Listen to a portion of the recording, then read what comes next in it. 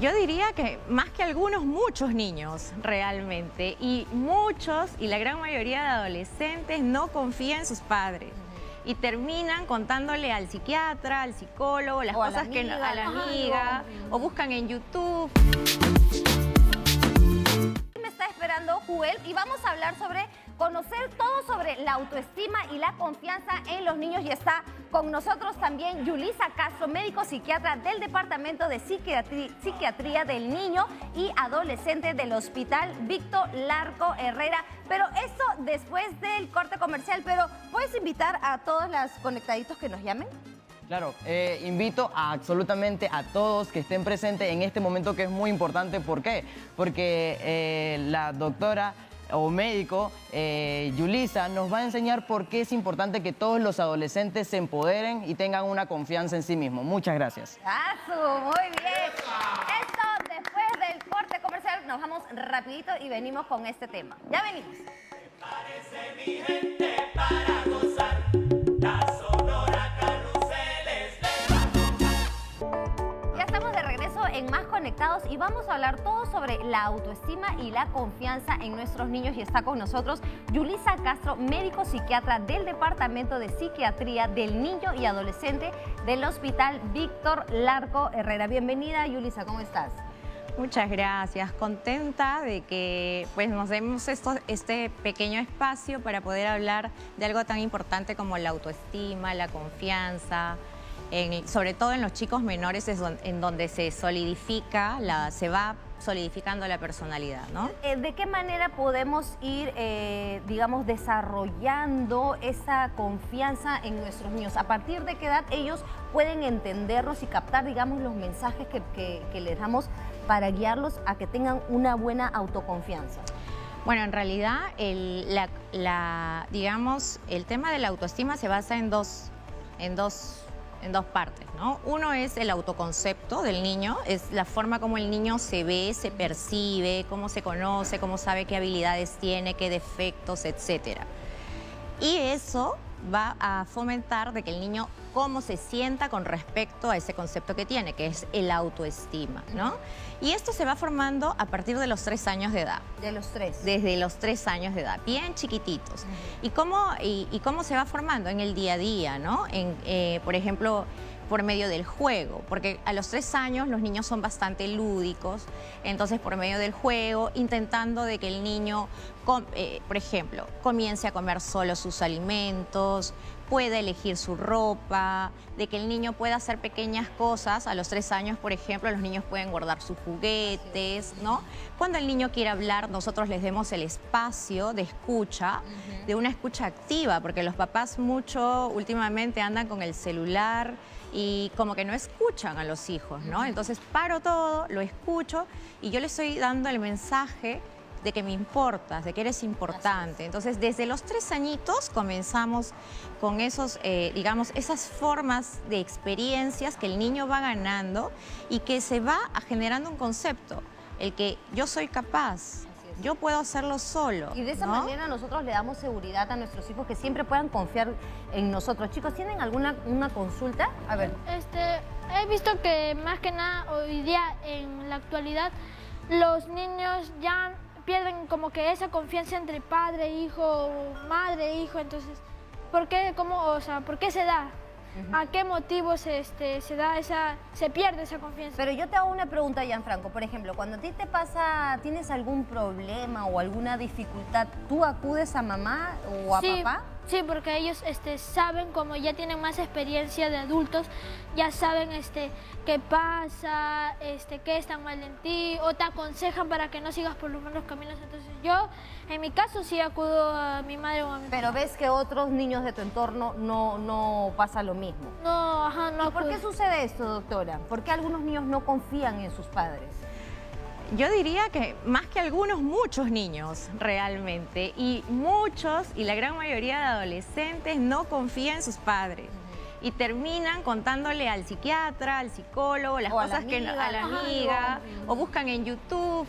Y ¿saben por qué no confían? Yo creo que lo que fallamos los papás es que cuando nos confían algo, nosotros vamos y lo primero que hacemos es los criticamos y le decimos, no, que así no debes actuar, que así no debes hacer, o nos asustamos, o lo contamos a alguien, porque también a veces nos vienen en confianza y dicen, no, mamá, pero no se lo vayas a contar a papá, ¿no? Y yo de pronto se lo cuento a papá y en vez de que el papá guarde, digamos, entre comillas, el secreto, el papá va y le llama la atención al hijo, ¿no? O tres, tampoco no confían porque de verdad es que los papás no los escuchamos, porque en algún momento han venido a confiarnos cosas y nosotros hemos estado entre mil cosas y no lo he atendido, y cuando ustedes vuelven, mamá, ¿te conté esto?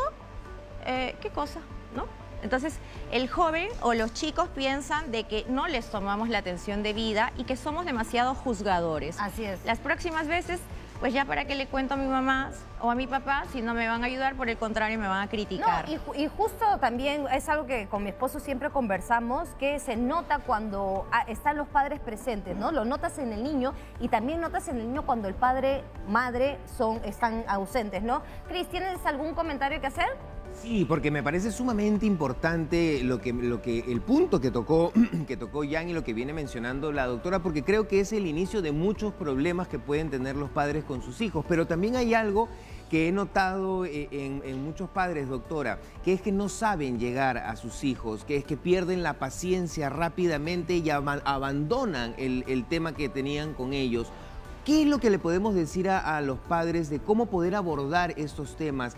¿Cuál es lo primero que tienen que hacer ellos para poder entrar en sintonía con sus hijos? Que eso es lo más importante, porque va a partir mucho la sintonía que tengan con ellos, de lo mucho que también les vayan a contar de lo que pasan con los amigos en el colegio. Esto es una recomendación, le pediría más para los padres que no saben llegar a sus hijos. Bueno, es importante rescatar que el llegar a los chicos no es solamente en la etapa de adolescencia. Los papás vienen mucho buscando ayuda cuando el chico está adolescente y tiene problemas de conducta, ya no le cuenta cosas.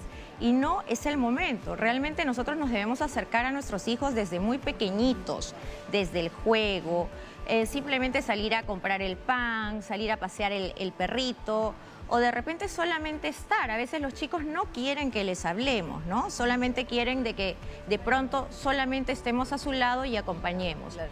El acercamiento con los hijos va a ser muy importante. Uno es que el papá debe tener aceptación de cómo es su hijo. Cada niño es distinto. Mientras yo puedo tener un sobrino que es muy aplicado, muy estudioso, de repente mi hijo es más hiperactivo, más inquieto, le gusta más el deporte, por ejemplo. Entonces yo tengo que aceptar que mi niño tiene sus características y debo aceptarlo tal cual es. Entonces la aceptación. Lo segundo es quitarse la idea de que debemos tener hijos perfectos. Por favor, vivimos en una sociedad que busca el perfeccionismo, que la belleza, que la delgadez, que sea alto, que me traiga buenas notas, que sea perfecto en todo, y eso no existe. Si nosotros exigimos perfección en nuestros hijos lo único que vamos a hacer es alejarlos de nosotros. Y tercero, tener espacios de escucha activa. A la edad de la adolescencia, cuando en los niños todavía podemos conversar y el niño nos escucha, en la adolescencia los chicos pues nos escuchan muy poco. Más bien lo que tenemos que tener en la adolescencia son papás con bastante oídos grandes, escuchar y terminar la conversación y diciéndole, ¿y tú cómo lo solucionarías? ¿Y cómo harías? ¿No? En vez de yo darle la solución, que a ellos no les importa realmente, porque lo que más pesa en el adolescente es su círculo de amigos. Así es. ¿No? Dani, ¿tienes alguna consulta para hacerle? Ahora vamos contigo. ¿Cuáles son las señales que presentan los niños cuando ya están perdiendo la confianza en los padres? Qué buena pregunta. Ay, cuando ya comienzan a perder la confianza en los padres, en realidad tratan de hablar poco con los padres. Responden de una manera muy parca o monosilábica. ¿Cómo te fue en el colegio? Bien. ¿Qué tal hoy día almorzaste con un compañero? Sí. ¿Algo te pasó malo en el colegio? Nada. O sea, la forma de respuesta es muy corta y cortante, de paso. Segundo, se aíslan más, ya evitan pasar tiempo con nosotros los papás.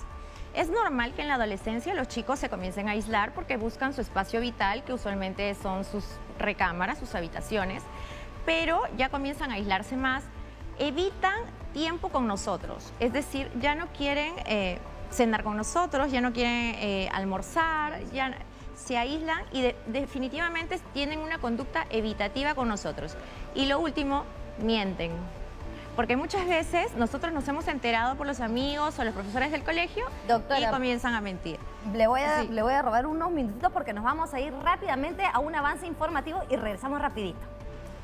Ya estamos de regreso y seguimos con la doctora Yulisa Castro, médico psiquiatra, y estamos hablando sobre la autoconfianza y la autoestima de los niños. Juliel, ¿tienes alguna consulta para la doctora? Bueno, la verdad sí. Bueno, ustedes saben que ahora en la actualidad es muy frecuente que los niños, las y los adolescentes tengamos como que o tendamos a compararnos con otras personas. Por lo menos ahora, como usted dice, de que creemos que vivimos en una sociedad perfecta porque todos queremos ser perfectos. Entonces, para evitar nosotros compararnos con otras personas que quizás tengan un color de piel, no sé, más blanco, o quizás puedan tener una cara, no sé, más rasgada, no sé, entre eso, ¿cómo podríamos nosotros evitar compararnos con otras personas y no sentirnos mal con nosotros mismos? Bueno, para comenzar, la comparación es inevitable. Siempre andamos comparándonos porque el ser humano pues vive en sociedad, ¿no? Y justamente en la adolescencia es donde más se comparan. Pero acá hay un pequeño detalle. Se comparan siempre en tema físico. Que si es más alto, que si es más gordo, que si es más blanco, que si... Entonces acá ustedes lo que tienen que hacer es primero hacer como que un autoconcepto. ¿Quién soy yo? ¿No? ¿Cuáles son mis habilidades? De repente mis habilidades no son las mismas que las tuyas. De repente tú eres un buen deportista y yo no. Entonces pongo cuáles son mis habilidades, cuáles son mis problemas a mejorar, etcétera. Entonces yo tengo un autoconcepto adecuado mío. Pero hay que recordar que en la adolescencia, como ustedes se fijan todo en las comparaciones, por eso tienes que tener tú bien estructurado de que no todo es lo físico, ¿no? Hay otras y que hay, por ejemplo, en la adolescencia está mucho el tema de la atracción física por el sexo opuesto y esto. Y la atracción no solamente se basa en lo físico, se basa también en el tema intelectual, en la diversión, en los valores, en la forma como tú te expresas.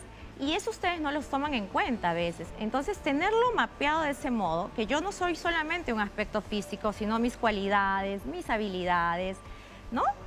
Tener mapeado todo de esa forma te va a permitir que cuando tú te compares, siempre rescates algo positivo tuyo.